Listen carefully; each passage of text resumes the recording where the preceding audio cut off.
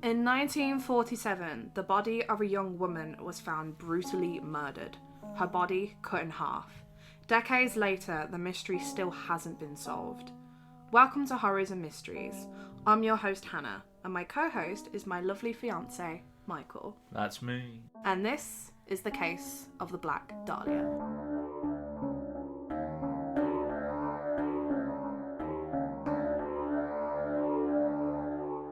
Before we get into this, I just want to disclaim that all the information I explain in here I found on the internet.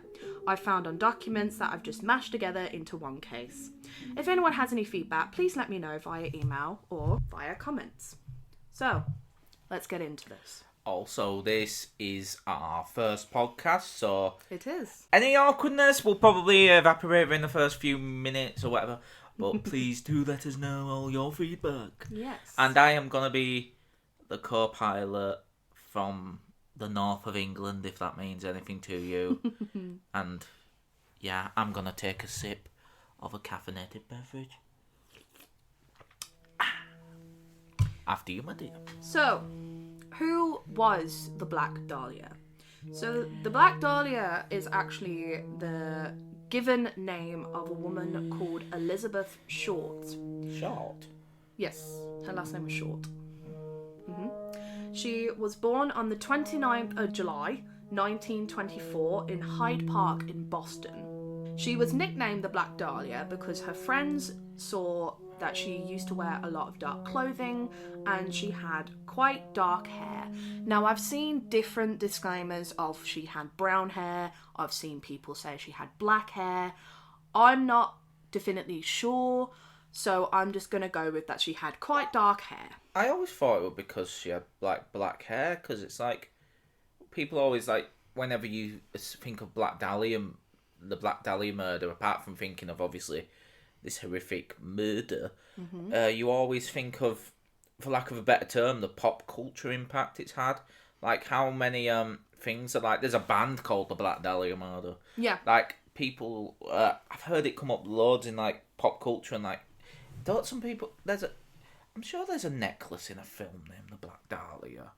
I'm not entirely sure, but again, I don't know if it's maybe just because obviously it has been decades since this case has happened. Like I thought was Dahlia her name or something. No. So I believe Dahlia came from, there was a film, I believe, it's called The Red Dahlia, I believe. Sounds like something in... When did this happen again? So this happened, she was born in 1924 and she died on the 15th of January of 1947. She was born 112 years ago. She was indeed. As of today, which is... 102 years ago. 102, which as of today, being March 2026, that makes this case, when did it happen, 1930 or 40 something? She died in 1947. So that makes this case, Christ, about 80 something years old. Yep, it's an old case and it's still not been solved to this day. It's like when I think of like Hollywood murder case, it comes to me like the Black Dahlia murder, either that or the Tate murders. Yeah, definitely. Look at the Tate murders have not taken place. So, she was actually quite young when she died. She was only 22 years old. Only 22? Mm-hmm. Christ. Yes, indeed. So, who was she? So, her father was named Cleo Alvin Short Jr., who was born... He was born on October 18th, 1885. Now, I just want to ask you something. Do you think Cleo is a bit of a weird name for a man? Because I've noticed Cleo is more a feminine name. Like, I've known someone from school whose name is Cleo. I just think of like Auntie Cleo or something like. Yeah, exactly. Yeah, like it sounds like an auntie's name. Yeah, and then her mother was Phoebe May Sawyer, who was born July 2nd in 1897. So what? She was born in 20 something then. 1924. And her father was born in... 1885. Bit of head maths. Would he have been in his 40s when he had her? Mm-hmm. And how old was her mum? So she was born in 1897. So that is about 13 years between them. Okay, so she'd have been either late 20s or early 30s when having a kid. Yep. What was her last name? Sawyer. Why didn't she take the name of... Well, I believe that was her birth name. Oh. I was just Yeah. wondering where the short comes from, unless I missed it in the Well, father's Short name. is Cleo's last name. Oh, okay. Yes. One of his names. The Yes. 1600 names. So, they actually married in 1918 in Maine. It's a bit Likely of a curse because for you. this is where Phoebe actually came from. Elizabeth actually had a couple of sisters as well. So, we have Virginia May West, who was born in 1920. We have Dorothea, I'm probably going to butcher this last name, apologies, Schlossier? Sloshier? Schloesser.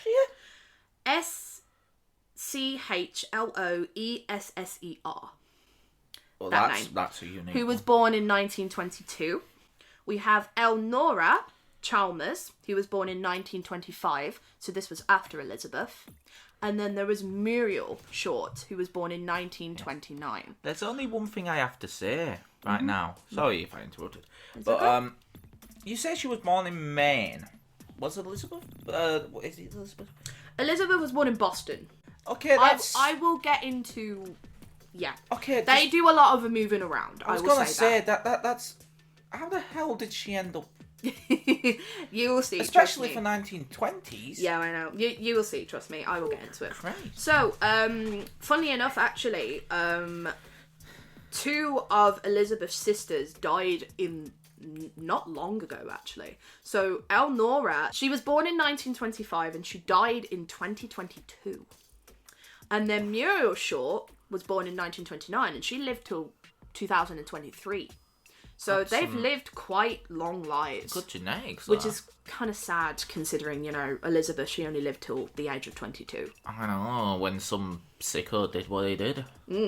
So, Cleo was a United Navy sailor, originally from Virginia. That'll explain the moving around. In 1927, they relocated to Portland, which is in Maine, before settling in a little town called Medford in Massachusetts, which is a suburb of Boston in that same year. Massachusetts.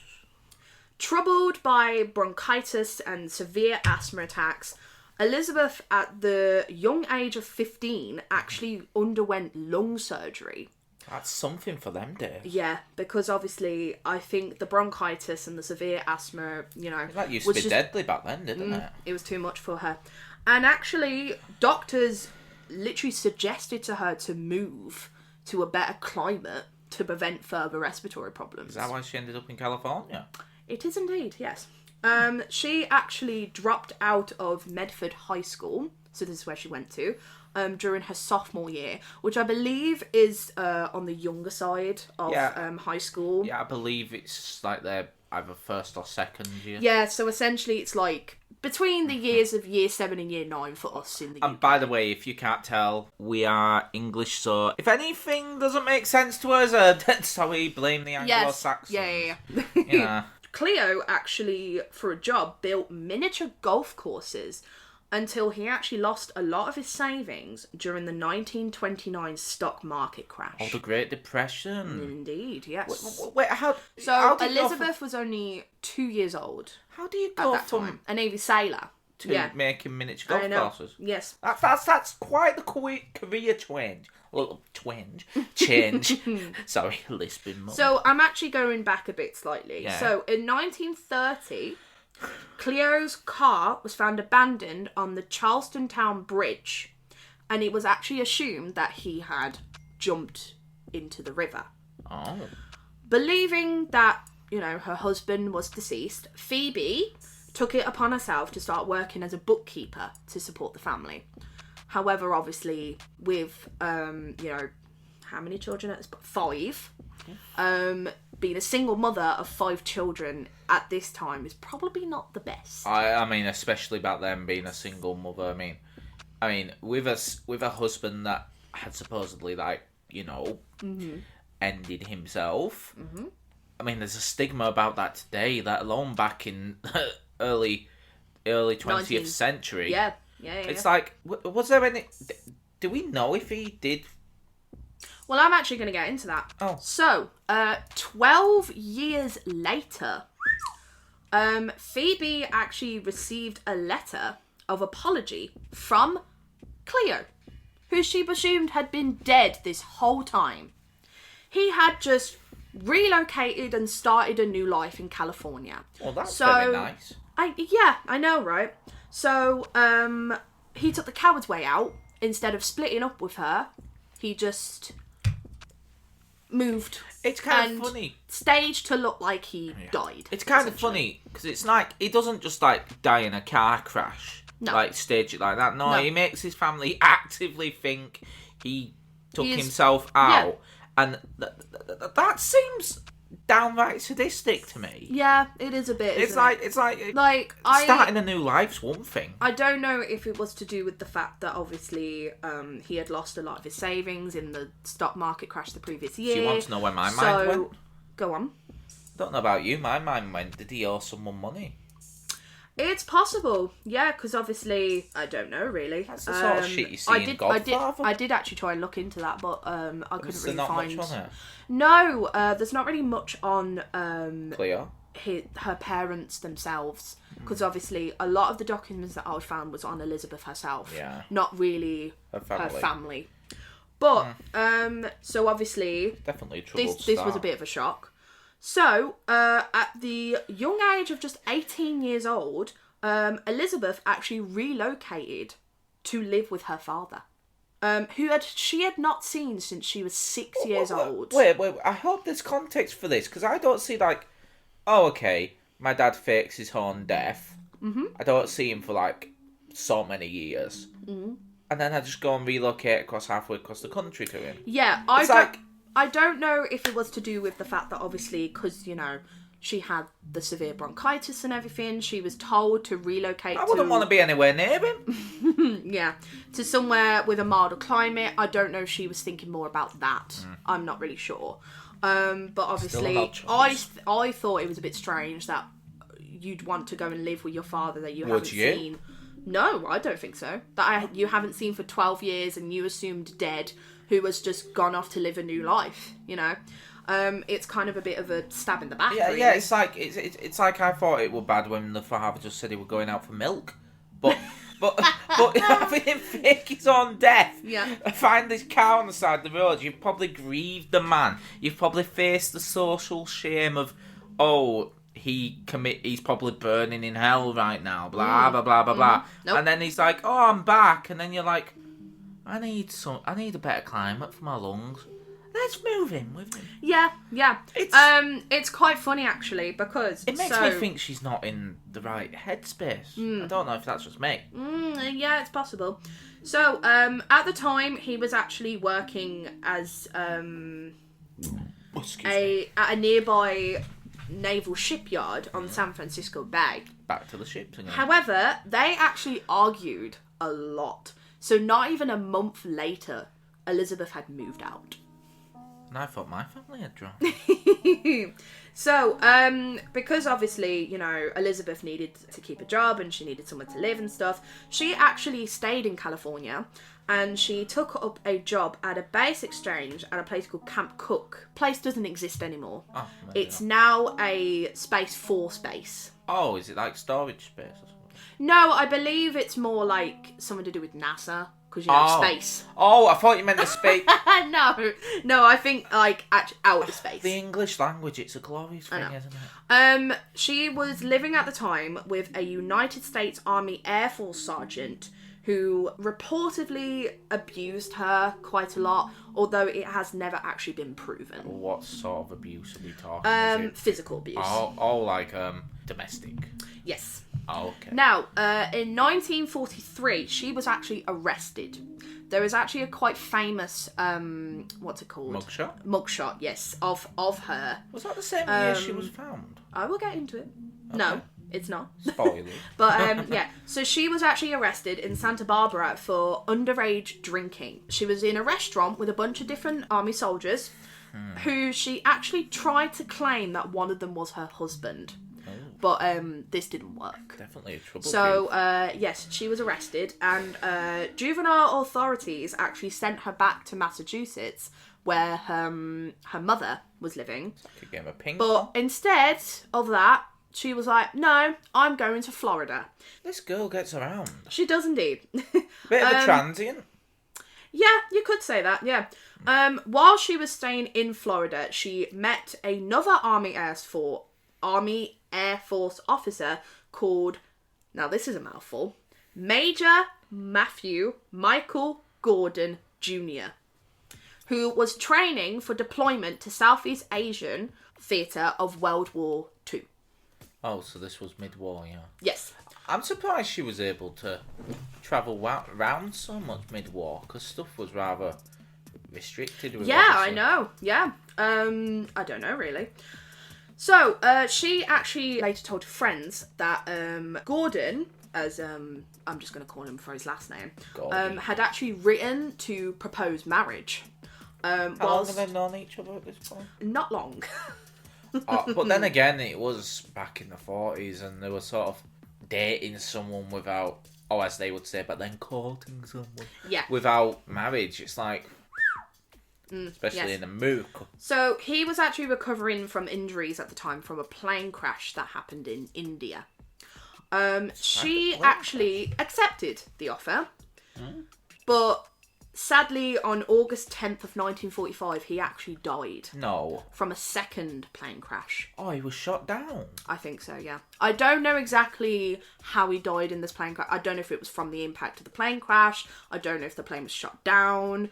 So he ended up passing away. Imagine surviving one plane crash. And then dying in another one. Also, just put yourself in her shoes for a minute. Mm-hmm. Pardon my language, she's had shit luck. Yeah. In her life. Yep. Her shot. Do we know the age of this pilot, by the way? We don't, sadly, no. Isn't there like a record of his death? Like date of death? I couldn't find that, actually. Yeah. Strange. Yeah. Funny enough, actually, one of Elizabeth's sisters was actually working and served in the war, and she was actually assigned to decode messages in Japanese. Oh, so was she around the same theatre? Yeah, so it was Dorothea who was assigned to decode these messages. God, how do they keep a track of all these sisters? Oh, trust me. July 1946, she actually relocated again to LA to visit another Army Air Force officer. Okay, I've noticed a pattern. I'm just going to call this as it is. Yep. Are you getting daddy issues? Yes. Because her father was a Navy officer and everybody she seems to be seen with is a military officer. Yep. But not the branch that her father was in. Yeah. Yeah. I got that. It's a bit... It's like... I know there's such a thing as having a type, but... Yeah. It's a bit oddly specific. It is. It's like me saying I only date women who are firefighters from firefighting in Cheshire. But the Cheshire branch. It's like no. That's a bit more. That's like a reflection of something inside. Mm-hmm. Indeed. If you could see the face I'm pulling, it's rather. How would you describe it? Rather nebulous. Like, what? That's a perfect description. Yeah.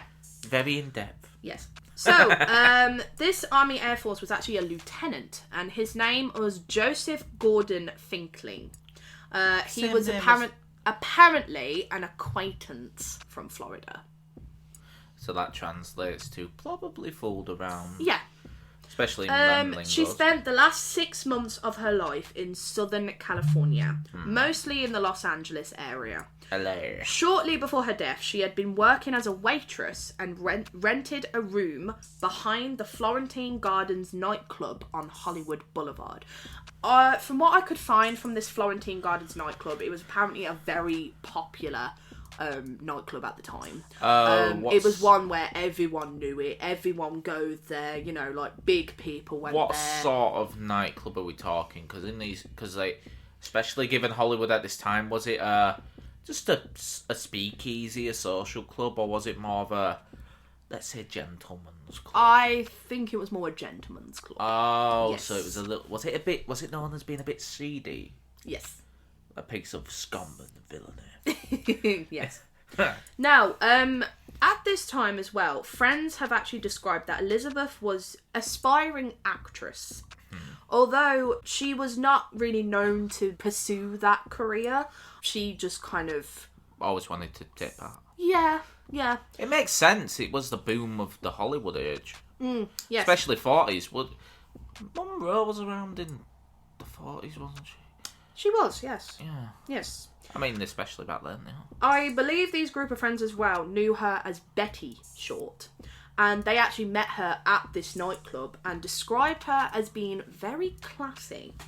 And she had actually stated that she was engaged to an army flyer, I say that in quotation marks, named George.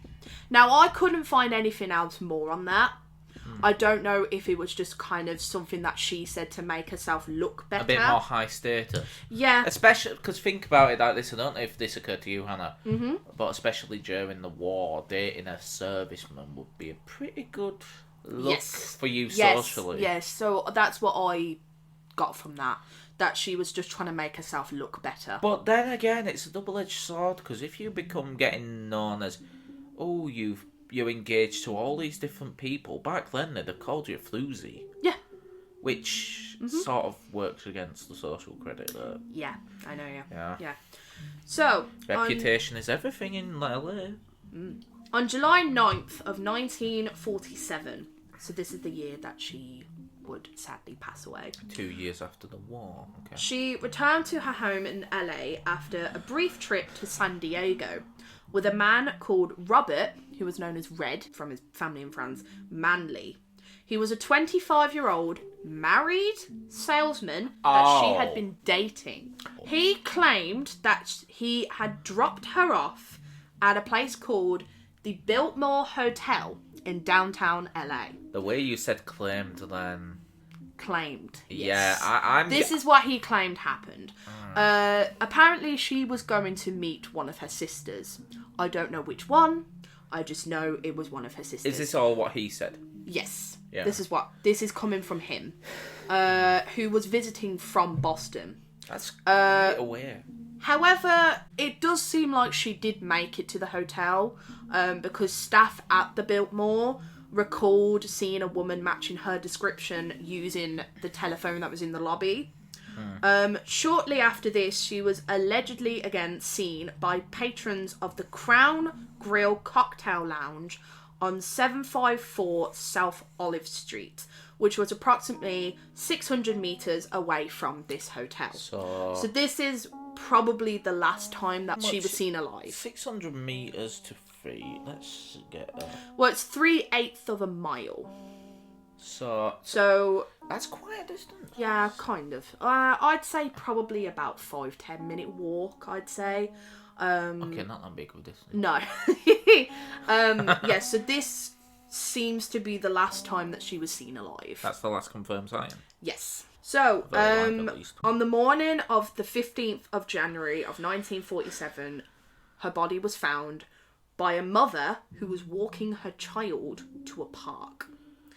She was found in a vacant lot on Norton Avenue between 39th Street and Coliseum Avenue. According to sources, she had apparently been dead for roughly 10 hours. I will get into the timing of when she was presumably found.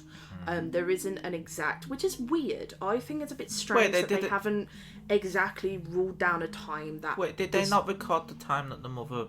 I don't believe so, no, because I couldn't find that, which is odd to me. Okay, there's two things that stick out to me. Either, I don't know, it just...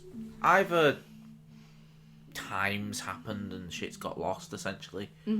Or, and I'm sorry to say this seems more likely, shoddy police work. Yeah. Especially for... LA was notorious for shoddy police work back then, I believe. Yep. She actually couldn't be identified at first, but fingerprints from her previous conviction when she was arrested a few years prior, she was able to be identified. Why couldn't she be identified at first? I'm not exactly sure. I don't know if it's due to the way that she was killed. I think visually she couldn't be identified, because obviously during that time DNA wasn't really... DNA profiling wasn't really much of a thing, so obviously... They had her fingerprints. Does it scream to you... Sorry. No, it's okay. Does it scream to you, especially back then, because I was factoring in, obviously, the lack of technology, if you weren't able to be identified without your fingerprints, that screams facial trauma to me. You would be correct, actually. Because yes.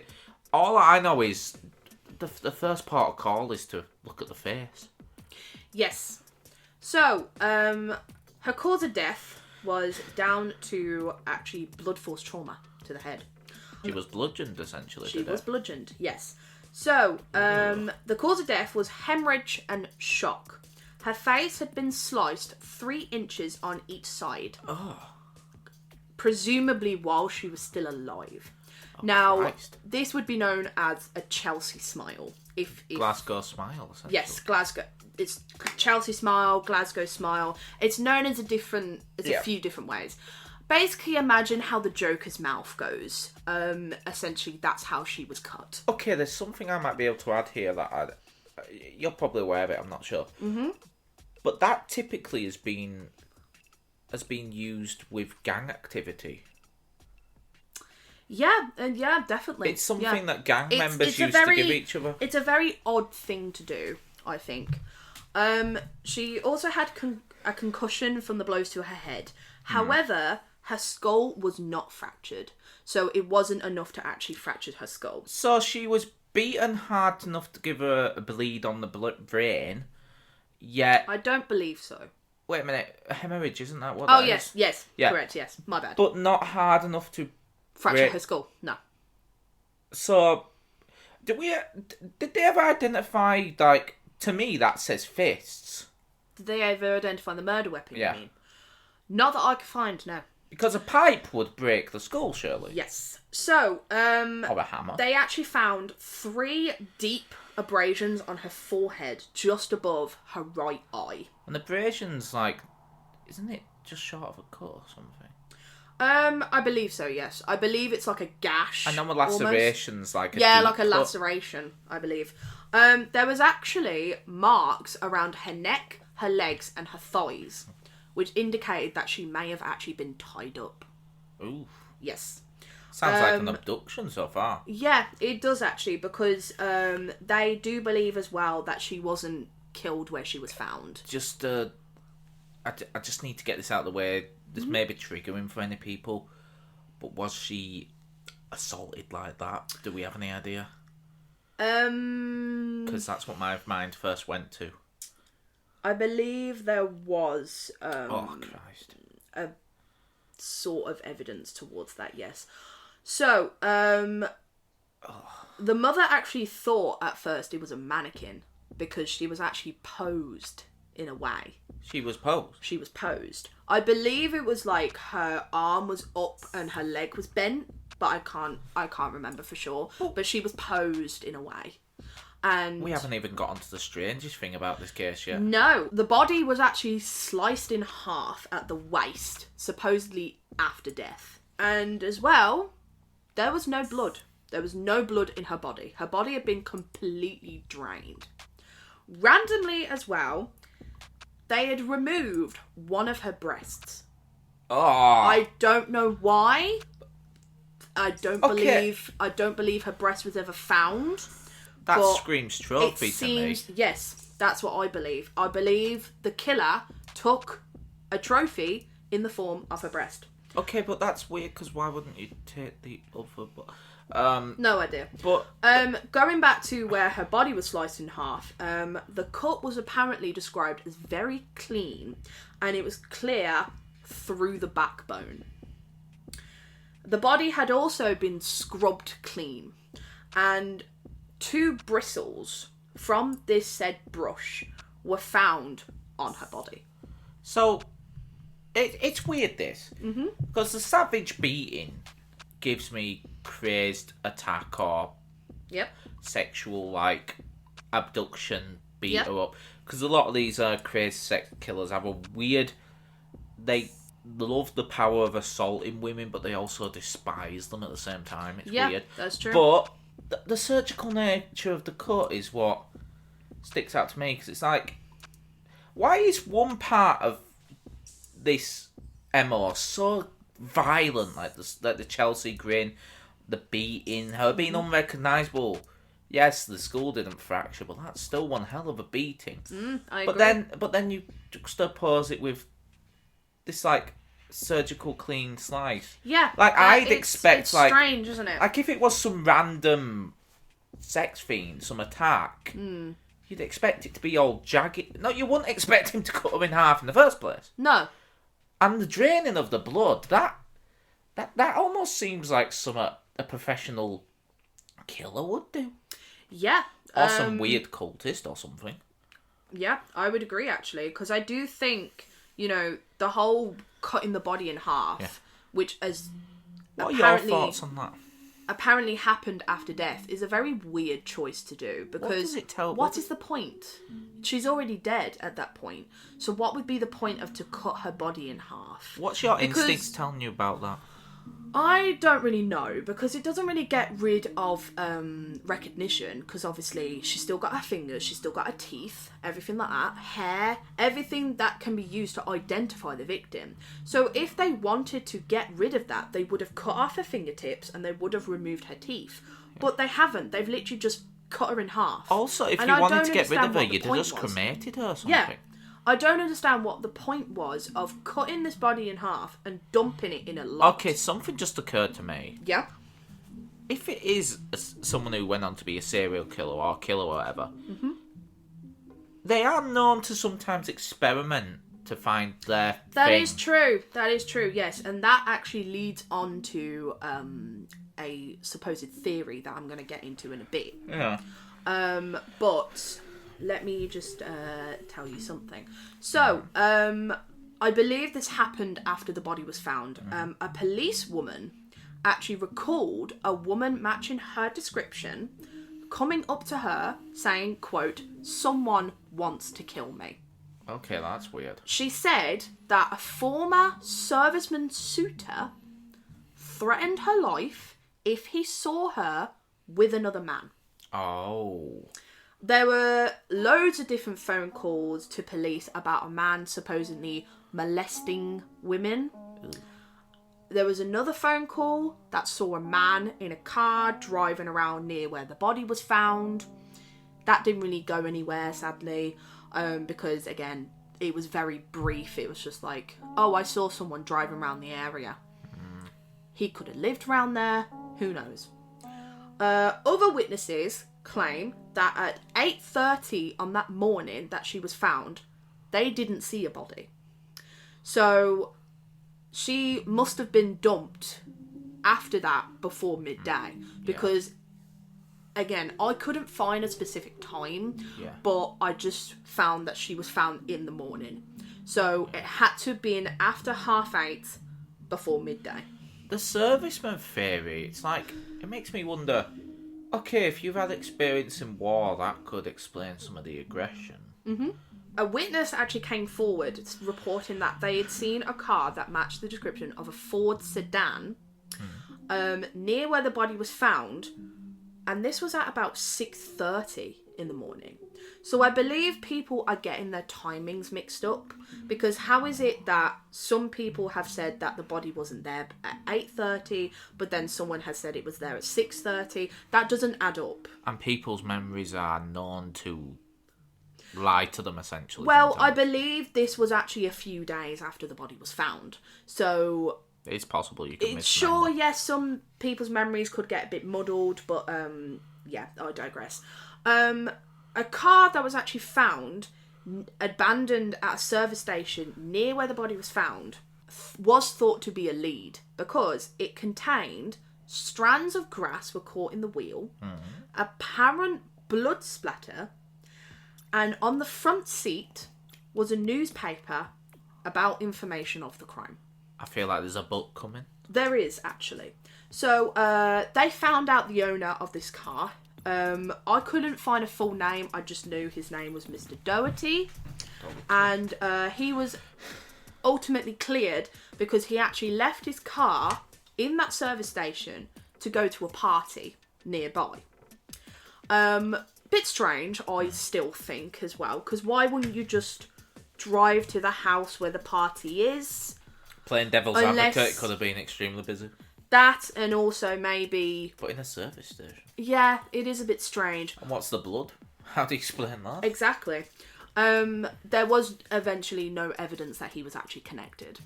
As well with the, not driving up to the house where the supposed party was, maybe he didn't want people to know he was there, maybe? I don't know. I see.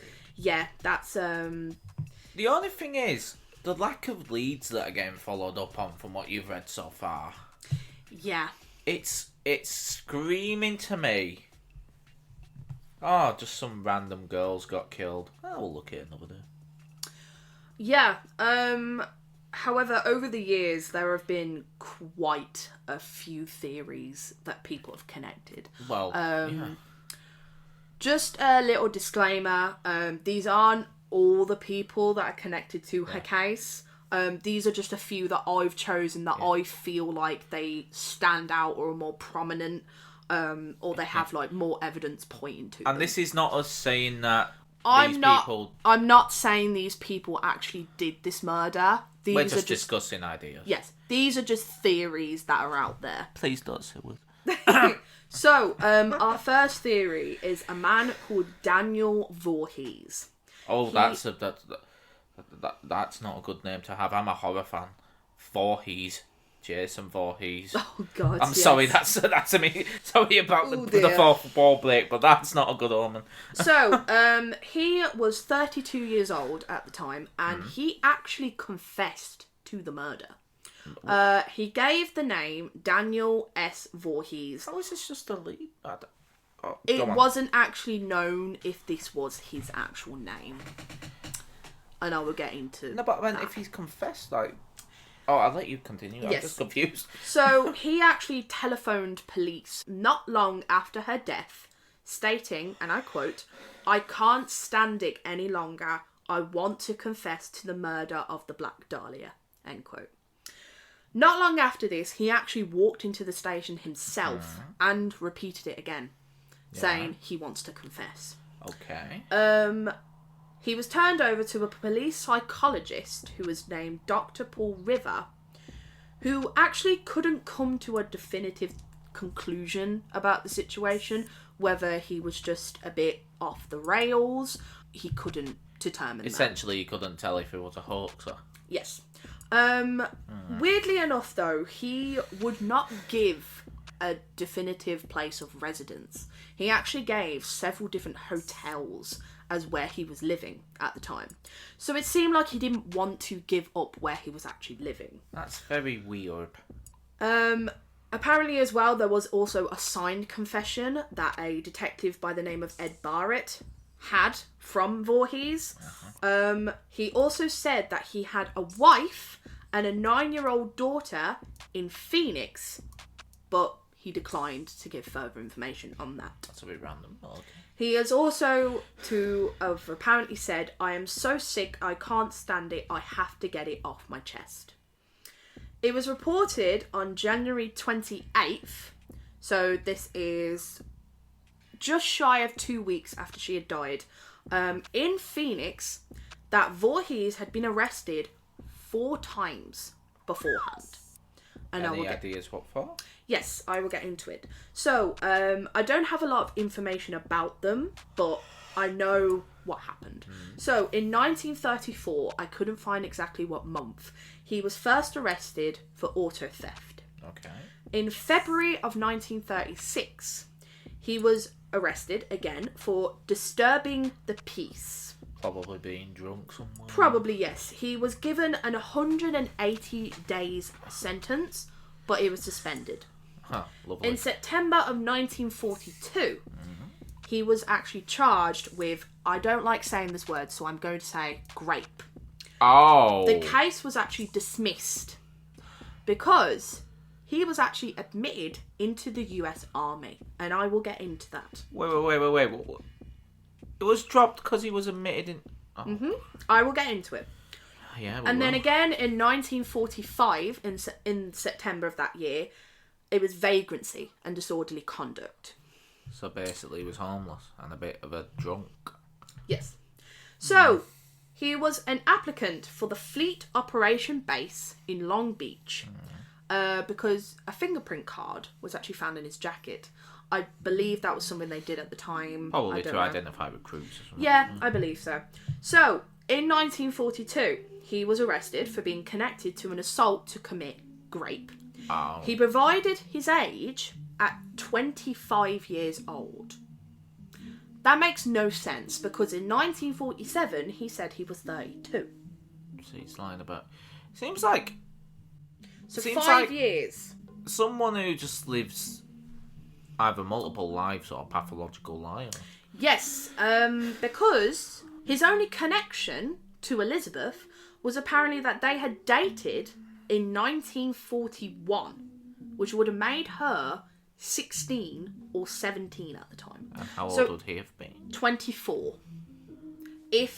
Oh.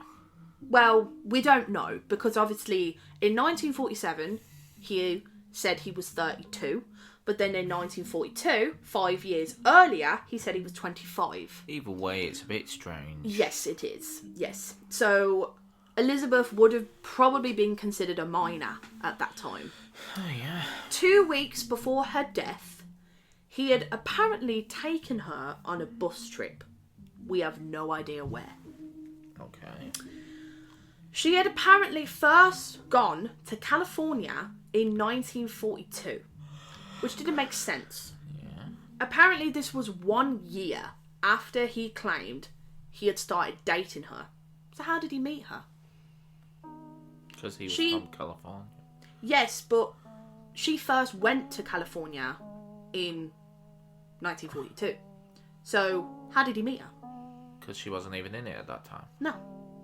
Oh. Well, that's a lie. He had apparently been dating her a year prior. Yeah, okay, his facts are not lining up. Yeah, it's not lining up. He said he was... By the way, he was not charged for that grape case. He said he was released after that charge to serve in the Air Corps, but then said his army service didn't start till 1943. Files from Record Division failed to even produce a record on him. Of course. So, I believe he was making the whole thing up. I don't know if he was making up the fact that he knew Elizabeth and that he killed her, but that is all the information that I could find on Daniel Voorhees. You want to know honestly my gut reaction? Go ahead. It's giving the guy who pretended to be the Yorkshire Ripper back with that kiss. Yeah. I believe stuff. he has just found some random information and he's just like, oh yeah, it was me. Attention. Yay. Yes. This won't totally derail the case. So, someone else, I don't know who, sent a note to the police stating, and I quote, "I will give up in Dahlia killing if I get 10 years. Don't try to find me." End quote. We have absolutely no idea who sent this note. It was Bad just English. a random... Yes, that's what I thought as well. It was a bit random. I don't know if it was maybe due to the translation on the newspaper article that I found, because obviously this is from the 40s, so it's quite old. But that is what apparently was sent into police, and we have no idea who's That's done a bit that. strange. Yeah. Funnily enough as well, police actually questioned her own father twice. Twice? Why did he get pulled in a second time? I don't know actually. Because they only ever pull you in a second time if they have more questions to ask. Yes, but he was actually released based on no evidence. I mean, that would be horrific if it was. But, Yes. I mean, it's horrific whoever it is, really. But Yes. it's like to be pulled in a second time. I know. Yeah. Now, this next big theory is actually relating to a serial killer. What, a confirmed one? A confirmed serial killer, yes. I could not find a name, so I don't know if... Actually, I don't know if it actually is confirmed. I don't know if maybe... Because I have information on the victims, I just don't know how they've been connected or if they've been connected to one specific person. But, so apparently there was a serial killer that was acting around this time from 1931 up until Elizabeth She was apparently the last person that was killed by this person. 16-year run. Yes, 15 years prior to her death. Yeah. So, in 1931, there was a 10-year-old schoolgirl by the name of Virginia Brooks. She was allegedly, due to witnesses, being led into a car, raped, and murdered. Her body was dumped, and it wasn't actually found till months later. Well, how did it... So witnesses saw her getting in a car, Witnesses being saw assaulted. her being led into a car by a man. Yeah. And apparently when the body was found, it showed signs that she had been sexually assaulted, and obviously, I don't know the method of death. I have no idea the cause of death. I just know apparently she had been murdered. Okay, but that's a big gap between witnesses seeing her and being found. Yeah, it is, isn't it? That same year, I could not find an age, but a woman by the name of Dolly Bibbins was found in her apartment, killed the same way as Virginia. So, obviously, they've noticed a pattern already. Do we have anything on the method of killing? We don't, actually. I have a method of killing for the other victims, just not them two. Yeah, well, go ahead then. 2 weeks later, Hazel Bradshaw, who was 22 years old at the time, she worked as a phone operator. She was found in an Indian village, Balboa Park, having been stabbed 17 times. That's one angry man. Indeed. Well, if it was a man, that's also... Maud Detweiler, again, I could not find an age, was killed in the April. So I believe in a similar way as the other women. There was a 3-year gap. In March of 1934, a woman by the name of Mrs. Wesley Adams was found. Again, I couldn't find any more information on that. I just saw her name was listed. A month after that, this one, I don't know, is it this one? Yes, it's this one. This one is sadistic, honestly. A 17-year-old girl by the name of Louise Tuber was found hanging on Black Mountain. Although she was found like that, it is actually believed that she had been sexually assaulted and killed elsewhere and then put up like that. Oh, so she'd been displayed? Yes. Yes. Okay, just one thing that says to me, if none of the others were displayed, as you've said so far... Is it someone else? Yeah, because that's a big deviation. It is, Was there any signs of stabbing? Not that I could find out. Like I say, some of these documents were very, what's the word? Old, and also didn't have a lot of information. Yeah, well, they also a bit poorly, scanned in. Yes. So, I mean, it is about 80 years ago. So. For me, that looks like she had been displayed, which is absolutely disgusting. It is. I mean, being killed anyway. It gives me the chills. It does. And also, it's weird because why is there such a big gap? Because usually I noticed that the killings seem to be speeding up and they usually don't slow down. Yeah, when it's a serial killer, the reason they usually get caught is their addiction, like any addiction, gets stronger. They need more. Well, to be fair, I have seen before serial killers taking a break. Either they take a break on their own choice, or life happens. That, or also they actually end up in prison for something completely unrelated. Yeah, but it's like an exception to the rule. Yes. Most of the time, reason they get caught is because they keep killing at faster paces to feed that bloodlust, and it almost becomes something they cannot function without. Yeah. And then they make a mistake, and then they get caught, and then we do a podcast. Hopefully not, because let's be honest, the most important thing about this podcast is not theories about the killer. It's just remembering these poor women victims. Yeah, just even saying their names. These people's names might not be mentioned in. All of these people, their cases have gone unsolved for decades. So, we're just here to kind of give information and talk about their memory. Yeah. Yeah, Like, get their names back out there. Like, you might wonder why the hell did we spend, like, I don't know, a good solid 20, 30 minutes talking about the background of Elizabeth. Was Elizabeth? Elizabeth Short, yes. Elizabeth, yeah. Well, that's because it's not just the big old murder. She had a life before that. It's like... She was a human being, That's one thing with certain true crime things I cannot stand. It's like, they're more than just the ending moments. Mm-hmm. There's people behind these stories. Like, sometimes we view them as, oh, interesting case, oh, it's so gruesome, but it's like, no, we shouldn't be thinking of, oh, this one's the really grim one. We should just be thinking of, Christ, this girl's 22. Yeah. She's the only one of her... She's not really lived, really. Yeah. She hadn't lived her life, you know? No, and she's got a shit start in it, to be fair. Pretty much. And it's like, they're more than just their deaths, let's just put it that way. Yeah, definitely. So, going back to the victims of this alleged serial killer. The next one was Celia Cotta.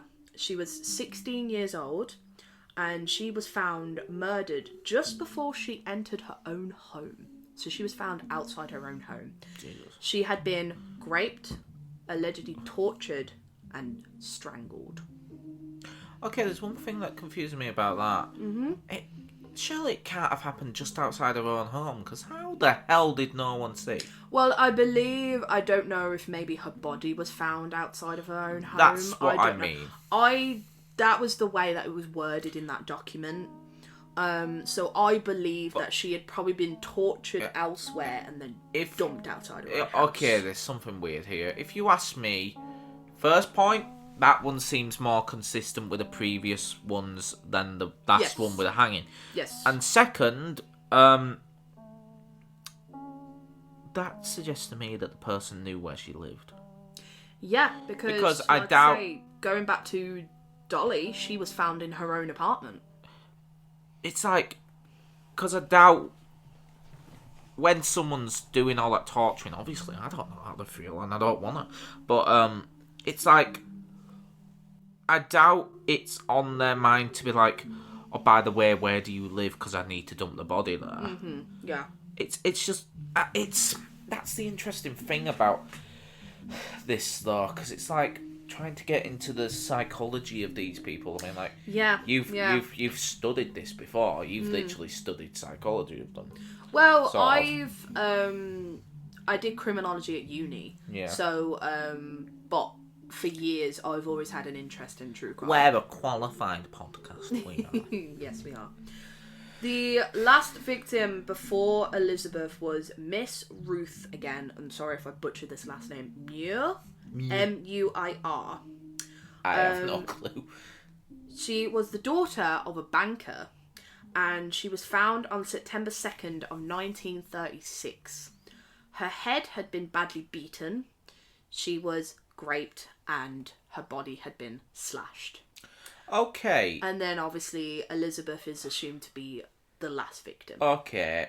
I'm going to say something here, and I don't know if it's me pissing on this theory a bit. Mm-hmm. The only one of them murders that seems consistent with the Black Dahlia to some degree is the last one you mentioned. Yes. The others... Because of the slashing. Yeah. Yes. The others, they don't have enough in common to me to present. However, I'm going to post something. Maybe the killer was getting braver with his methods. Because... you've heard about it before. I can't name ones off the top of my head, but there are serial killers out there who, you know, obviously they're testing the waters, as you would say, with their first couple of killings, which is horrible to think, by the way. And then they get braver. They find a when method, they're not being caught, they probably think, "Oh, I could do something much worse with this." The only counter I have, though, is it wasn't. It was like, what, 5 killings in at that point. That's not your first couple. Usually... Well, do you mean the body being slashed? Yeah. That was 7th. That was 7th. Yes. What I'm saying is, usually from what I've seen, they develop their method by the 3rd or the 2nd. Yeah, you've got a point there, actually. But unless there's only one... There's one case, I cannot remember who it was, but I have known the only thing I thought of, and I don't know why, sometimes some killers change their MO deliberately to They flow do off. actually, yeah, to throw off investigators. Yeah, you're right. But it's like, personally, I think the one where the poor girl was strung up doesn't seem involved to me. No, that had Also, why a whole- randomly on a mountain? Yeah, well, I don't know about that actually. It's like these killers, they're like animals in a way that they have a hunting ground. Yeah, that is the problem. I think sometimes with cold cases, a lot of information just gets lost. Yeah, you just tie it to all sorts. Yeah, you know, it's like, sure, it's like how many cases? They found the body on a mountain. Yeah. Why? Was it's like she, how was many she there? cases Did she live around there? You know, stuff like that. How many cases have been tied to the Zodiac killer over the years? Yep. That's one I want to cover at some point because I find that fascinating, and it's obviously it's tragic and all that. But it's well, if you want us to cover that, let me know. Please subscribe to this channel for more cases. No, seriously, to just drop the shit a little bit. If you going away from promotion. Yeah, if you want us to basically shed light on all this, all these victims. I'd love to hear suggestions and feedback. Yeah, just if there's any that you want us to give the light to, because at the end of the day, we're not making a dime off this, as Americans would say. We are just doing this. I'm just doing research I found on the internet, and I'm just putting it into the video because we find it interesting, and also it's nice to remind you that these people existed sometimes. Yeah. Now, not the killers, they can burn. We're getting on to quite a big theory here. This one has quite a lot of information. Is this the theory, like...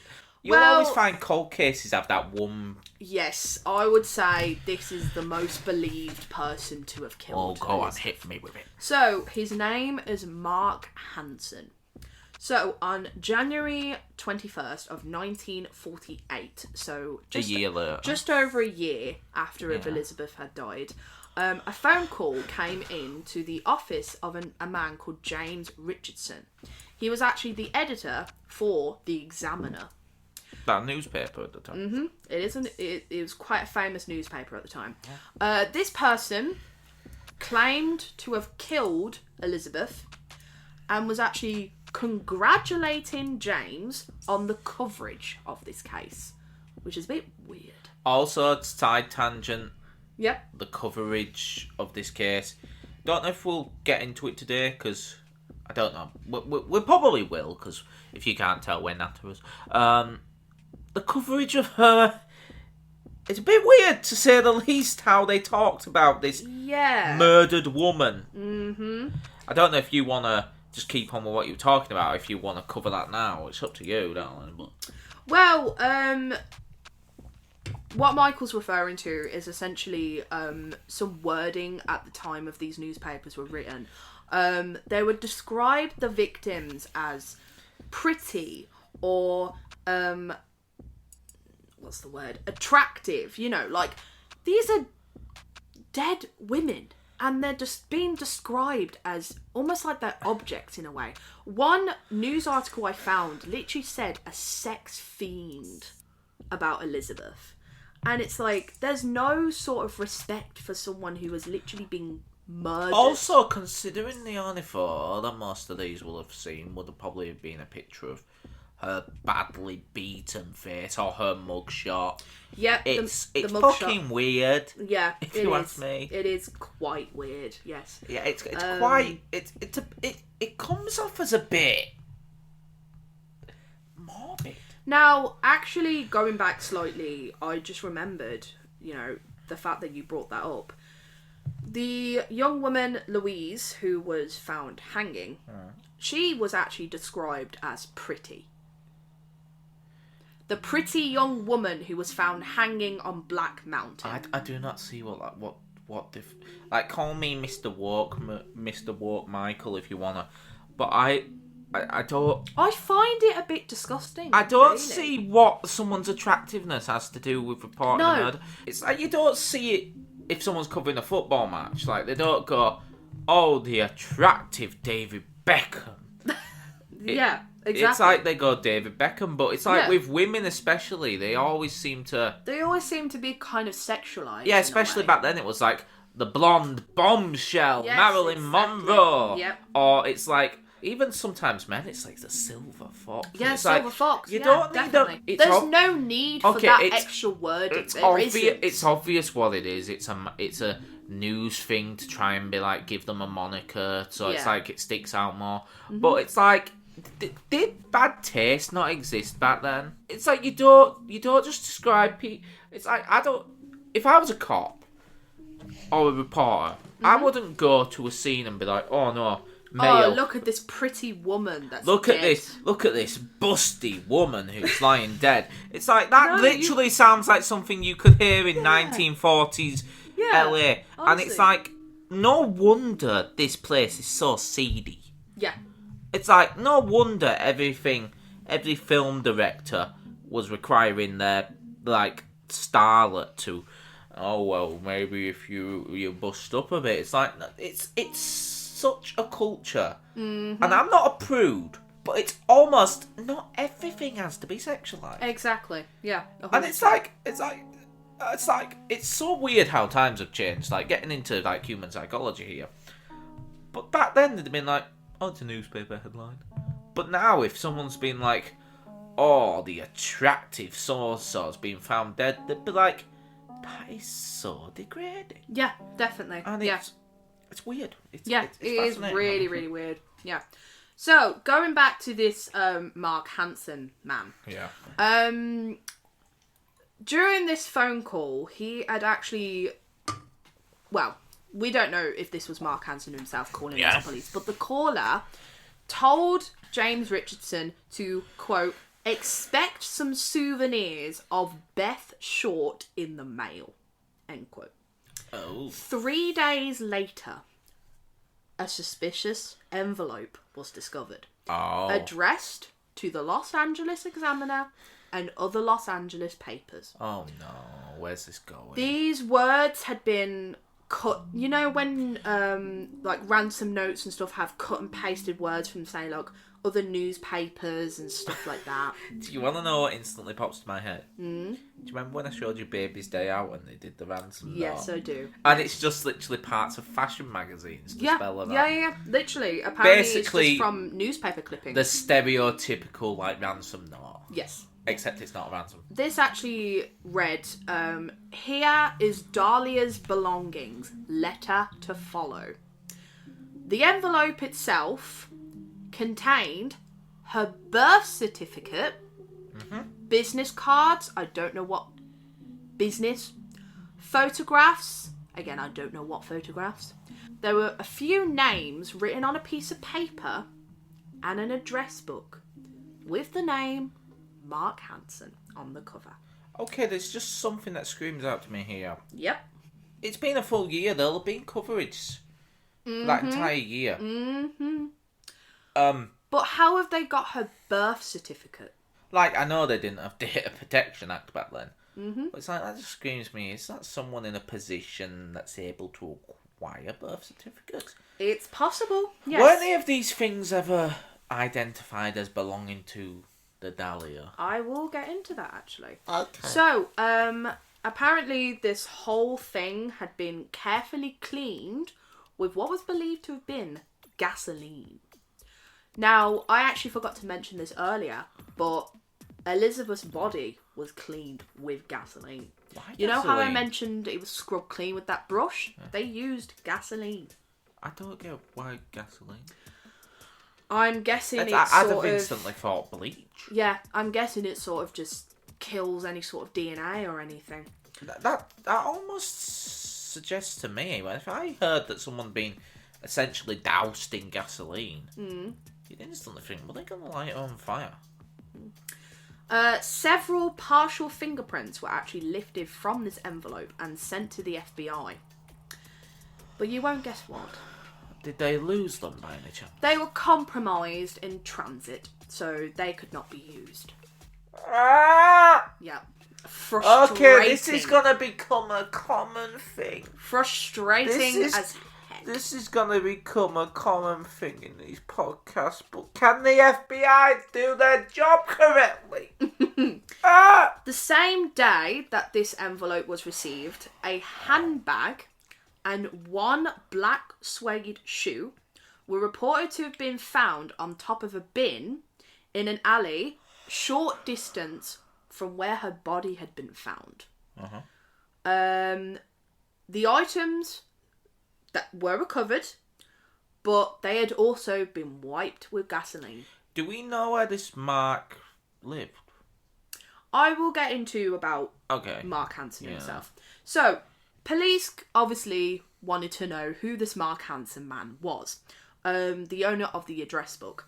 He was immediately labelled as a suspect. Apparently, he was a wealthy local nightclub and theatre owner. My eyes just expanded. She worked in a nightclub. Wait. What did she work as in a nightclub? I don't exactly know. I just know apparently that she worked in that. Well, no. She was apparently renting an apartment near that Florentine Gardens nightclub. I don't... Especially... Coincidence? Given her reputation and given what that nightclub we think might have been, do you think she was maybe one of the dancers? It's possible, yes. Because you do hear of dancers going missing sometimes. Hansen was apparently also an acquaintance of some friends that Short was actually staying with before she had died. So he knew of her, perhaps? Yes. And weirdly enough, he actually confirmed that the purse and the shoe were hers. Okay, that's oddly specific, because I don't know about you. I can't confirm if a shoe belongs to one of my friends. Yep. Like, I don't go, hey, that's shoe. Yeah. No. Yeah. It's a bit of a weird one, isn't it? It's a like, bit of a weird thing why are you paying that much attention to someone? Yep. Now, a friend and an old roommate of Short's that was named Anne Toth actually told investigators that Short had actually rejected sexual advances from Mark Hansen. Oh. Which could lead to a potential motive. I can see why this one's gained a bit of traction. However, he was actually ultimately cleared. In addition to this, the LAPD interviewed over 150 men in the weeks who believed they could be suspects. Robert Manley, who had been one of the last people to actually see her alive, you remember I mentioned him before? Was he the one who supposedly had these 4 charges against him? No. So, Robert Manley is the person who was apparently last seen with her and dropped her off at that hotel. Okay. A couple days before she had died. Yeah. He was ultimately cleared as well after he passed numerous polygraph examinations. Not that that means much. No, like I say, I don't really believe much in polygraph tests being substantial evidence. I mean, you can just be stressed and it'll say you're guilty. Exactly, yeah. Now, police also interviewed several different people, I couldn't find names or anything, found actually listed in the address book of Mark Hansen, including a man called Martin Lewis, who had actually been a friend of Elizabeth. He was actually able to provide an alibi, and he was in Portland, Oregon, visiting his father-in-law, who was actually dying at the time. Apologies for the car alarm. Yes, we have been caught. Yeah.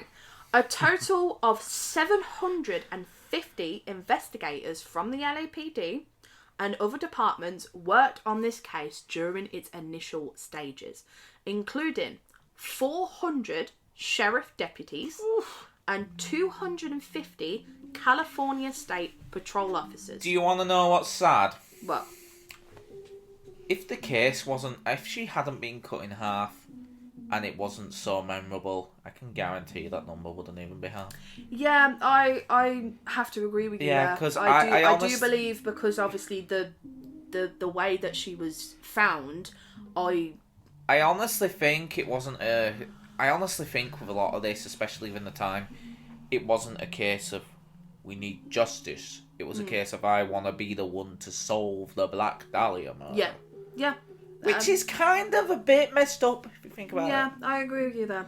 So, obviously, various different locations were searched by police for potential evidence, including a lot of storm drains throughout LA, abandoned buildings, various sites along the river, etc. But no further evidence was actually found. The LA City Councilman, Lloyd G. Davis, posted a $10,000 reward, which is equivalent $144,188 as a reward for any information leading to her killer. That's a lot of money. After an announcement of this award, obviously various different people came forward with confessions, which led nowhere. They were probably false confessions just to try and get the reward money. Yeah. Several of these false people who confessed were actually charged with obstruction of justice. Rightfully so. I agree. Yes, definitely. Now, I mean, a little tangent here. Mm-hmm. You can include this if you want, if it's relevant, whatever. But just as a little side note, I think hoax, calls, confessions, whatever you call it, should have a much higher penalty than they do. Definitely. I agree. Because for the Yorkshire Ripper that we mentioned, it led to at least a few more deaths than would have happened. It threw the case off in the exact opposite direction, which, if you ask me, you should be held partly responsible for what happens after. Yeah, definitely. Now, these next few theories are just going to be kind of more smaller ones, but I still think they're still relevant. And then I guess are we going to get on to our concluding thoughts on it? Yes. Yeah. So, 2 months later, after all this was going on with Mark Hansen... Which was a year after, wasn't it? Yes. Yeah. An apparent slide note, scrawled in pencil, was found tucked into a shoe in a pile of men's clothing by the ocean's edge in Venice. Venice Beach. The note read, and I quote, "To whom it may concern, I have waited for the police to capture me for the Black Dahlia killing, but have not. I am too much of a coward to turn myself in, so this is the best way out for me. I couldn't help myself for that, or this. Sorry, Mary." End quote. The pile of clothing was first seen by a caretaker that was just, working around the beach, who then reported the discovery to the lifeguard captain at the time, whose name was John Dillon. Dillon then immediately notified Captain L.E. Christensen of West LA Police Station. Did they find the body? They did not, no. The clothes included a coat and trousers of blue herringbone tweed, a brown and white t-shirt, white jockey shorts, tan socks, and a tan moccasin leather shoes, which was reported to be a size 8. These clothes didn't give any clue to identify the owner, and we have no idea who this Mary woman was. My instinct with that one, honestly, I was gonna say, was it a genuine, ending yourself, and the person was having some weird mental thing, and confessed to it? Like, it could be legit, you never know. But honestly, given that items were posted, I honestly believe that the items that were posted in were probably to do with her. Yes. Yeah. Yes. Well, like I say, Mark Hansen himself did claim that the person, the shoe, were hers. We don't definitely know, but obviously someone is saying they were hers. Well, in my opinion, I honestly don't think the person who killed her would really feel bad enough in order to end themselves. I honestly don't think someone capable of doing that. Yeah. Because it's like the beating or whatever. Sure, the beating and the assault, I could buy that as someone had an act of rage, awful, afterwards, whatever. You know, like how some people black out or have psychosis or whatever. Yep. But it's the cutting in half. It seems too deliberate. Yeah, And I also, understand that. my instinct, that just feels like a very poor taste prank. Yes. So our next theory Do you is think going that? to be. I do actually. Yes. I don't think the person would honestly I give two don't know. shits. I I have think no they'd idea. weirdly be proud of the murder. Yeah. Like if you really felt bad about it, you'd return the part of the person that you've got, Yeah. the breast, Yeah. and you'd if you that all I'm gonna Turn say yourself is, in. if you wanted to die, the state will help you for that. They'd kill you back then. Turn yourself in, Yeah, basically. they'd Yeah. fry you for that. Yeah. Yeah, if you wanted to die for it, justice. I Yeah. don't agree with the death penalty myself. We won't get into that. No. But yeah, it's like that just screams prank, gut instinct. Yeah. So our next theory is a man called George Hodel. So Dr. George Hill Hodel Jr.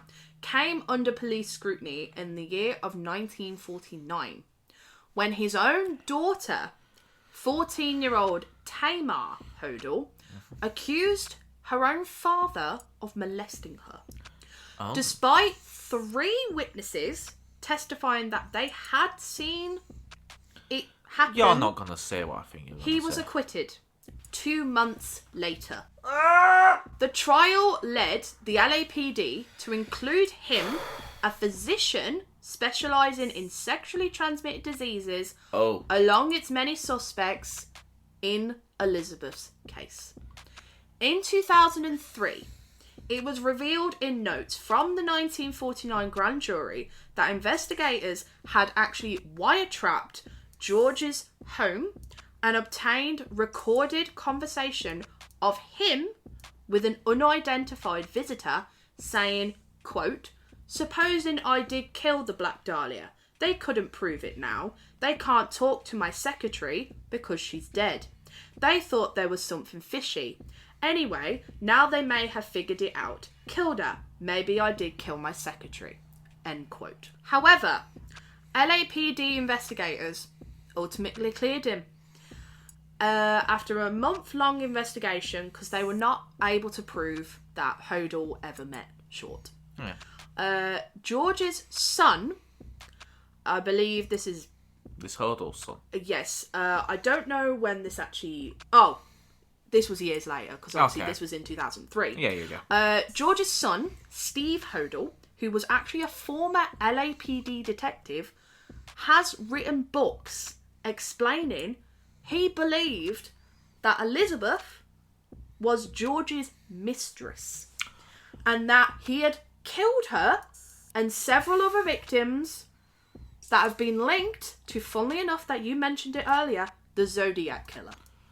Okay. His own son believed that he had killed this woman and also several other people that had been related to the Zodiac Killer. It's kind of funny that this is one of the That is crazy. It's kind of funny that this is one of the smaller theories, because to me that's the one that I think might be the most likely. Well, there is another one actually that I think as well has quite a lot of connection, but I'll get into it in a moment. The bit that makes me think that though is, first of all, I mean, who brags about that? Yes. But second, trained doctor. Yes. In 2004, an author by the name of James Elroy, who wrote a 1987 novel which fictionalized the case of Elizabeth Short, actually went along with the theory of Steve Hodel that George had killed her. That same year, another author by the name of William J. Mann, stay with me here, argued against George Hodel as a suspect, noting that there was no evidence that Hodel had even met Elizabeth Short. There was a period of about 6 to 8 weeks where Hodel and Short were both in the same area of LA, so they could have crossed paths at some point, and police managed to create a comprehensive timeline of her activities and whereabouts in the city. which William J. Mann believed that Short, well, he argued against the fact that Short had been a secret mistress for George. And that's where that theory kind of goes. There's no really other substantial evidence about that. If there was more evidence for that, I'd be likely to say that's the one that I think most. For me, I kind of believe that's a he say, she say theory. Yeah. Like, sure, it's kind of crazy that his own son believed that he had killed her. Enough to write a bloody book. How? Why? Where's the sort of evidence to connect it to? It does scream like jumping on a popular trend. Yes, it does. And also, just a little bit of a side topic, fictionalising real deaths is weird. Yes, I believe that as well. Our last theory is a man called Marvin Margolis. You weren't lying, there's a few, isn't there? There is, yes. Well, there is more than this. These are just ones that I have picked out that I believe have quite substantial evidence. Enough for part 2 one day, maybe? No. This is I believe these are the most sort of popular theories. Yeah, we don't want to just do everyone because it'll be everyone in LA at the time.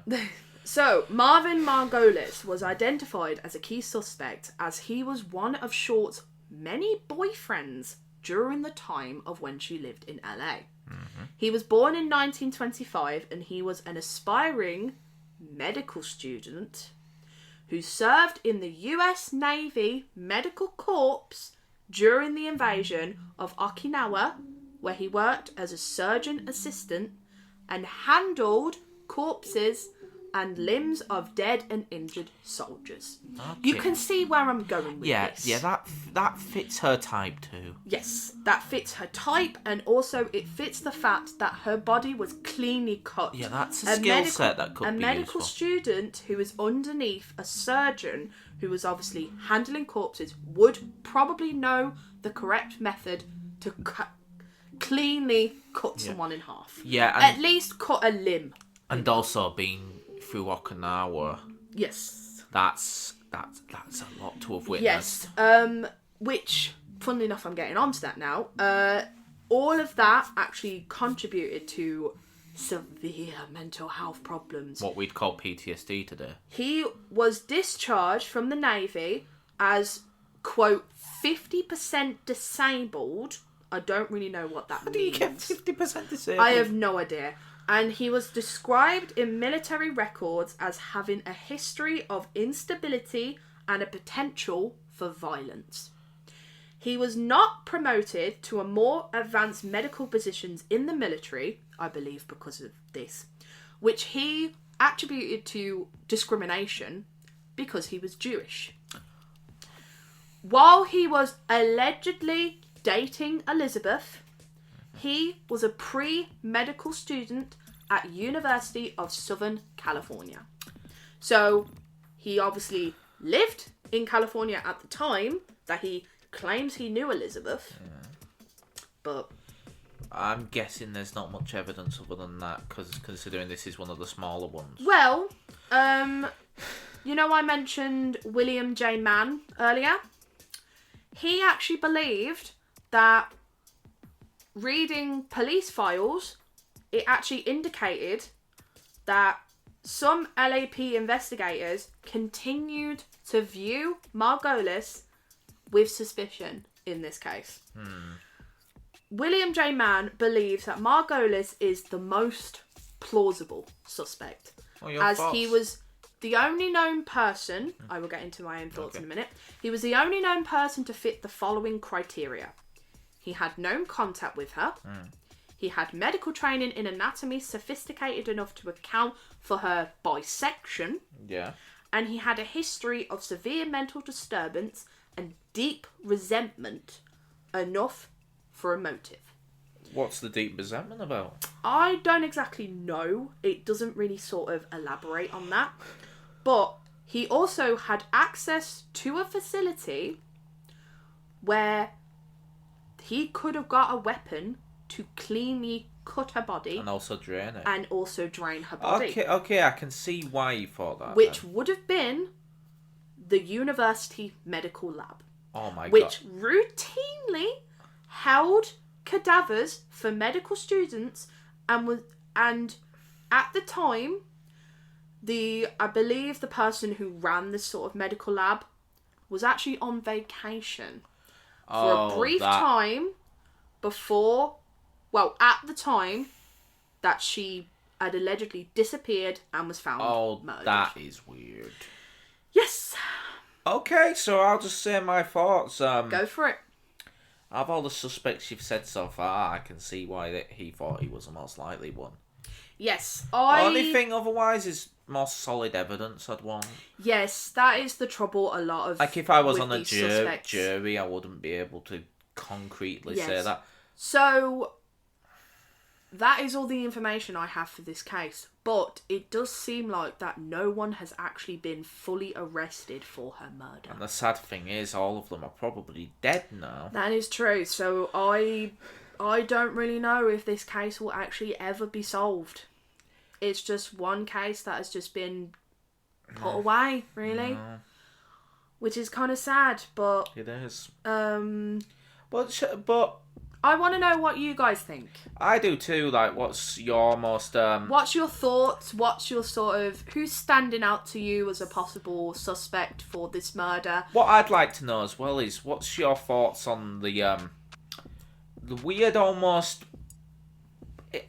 It's weird to say this, but the weird almost sort of cult popularity this case has got in a weird way. Like, there's so many things named after it. Like, I mean, even we're guilty a tiny bit of that. Like, our pet snake, little hissy shit over there, she's called Dahlia after this case. She is, actually. And I know that sounds absolutely morbid, but let me explain. I researched this case years ago.